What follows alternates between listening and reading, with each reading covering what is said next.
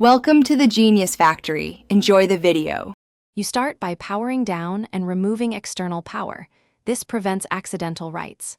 Next, press the specific BIOS key repeatedly as the system boots to enter firmware setup.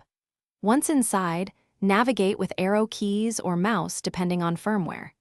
Make sure to locate the Security or Passwords tab immediately. This is where System and Supervisor passwords reside. You do this now to avoid wandering menus later. Getting straight to the right section saves time and prevents accidental changes. Once you're on the Security tab, find the System or Administrator password entry and select the option to change or clear it. You must enter the current password first for authentication. This is the why BIOS protects settings. After authenticating, leave the new password fields blank or choose the clear option, then confirm. Make sure to save the change. Use F10 or the Save and Exit choice. If Secure Boot or TPM options are tied to the password, note them before confirming. You finish by saving changes and rebooting immediately to verify the password is removed.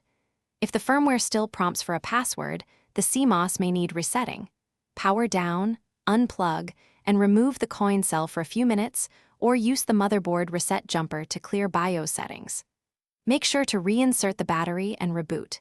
If a vendor or supervisor lock prevents removal, you'll need proof of ownership and manufacturer support to avoid breaching warranties or. Thanks for watching. If you found this helpful, don't forget to like and subscribe.